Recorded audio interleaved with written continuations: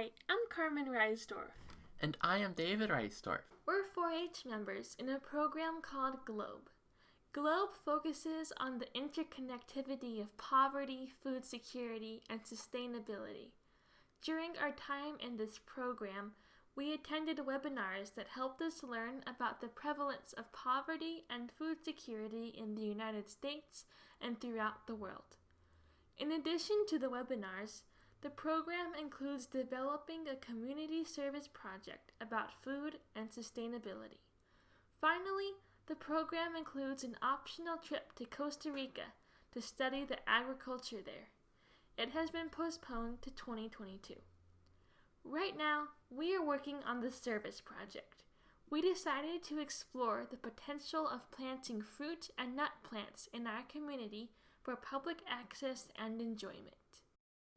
We conducted research, surveys, and interviews to gather information about growing fruit and nut-bearing trees and shrubs in our local city parks. We also visited our local parks and conducted personal observations. Then we used this information to create a report on bringing fruit and nut trees and shrubs into our parks. We would like to present our findings to the council member who represents Houston's District J, Councilmember Edward Pollard. This project can be tied to some recent city projects and initiatives. The City of Houston has committed to improving quality of life for its residents through the Complete Communities Initiative. There are 2 complete communities in District J, Gulfton and Alief-Westwood.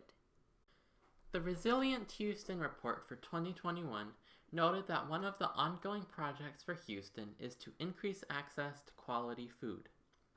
Planting fruit or nut plants in public areas can help increase this access. Finally, this project could also contribute to the city's recognition as a UNICEF USA child-friendly city. Fruit and nut-producing plants are powerful educational tools, and since our district has a higher percentage of young people than the citywide average, fruit and nut plants in our public spaces could be especially helpful in our community. In our report, we focus on the unique benefits of fruit and nut plants in local parks. We wanted to find out how this idea would contribute to the community. One of the first things we found was that people wanted these types of trees and shrubs in their parks. 87% of the Houston residents surveyed, including some who lived in District J, said they would appreciate seeing fruit and nut plants growing at their local parks. We also discovered that public fruit and nut trees in parks may have the potential to be an inspiring step toward food security in our community. This has the potential to be especially impactful in our district, since it has more lower-income families than the city does on average. The trees and shrubs could demonstrate the possibility of growing food throughout our region. They could also help families save money by supplying a portion of their fresh fruits. This is especially important when people just want a taste, or when the fruit is perishable and expensive, like figs.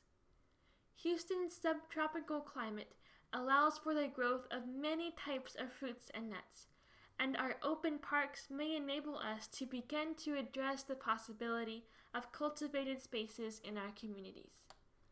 While preparing this report, we also interviewed people who at one point in their lives had lived in a community with public fruit and nut trees. They told me that the trees had become part of the local culture, and people regularly engaged with them.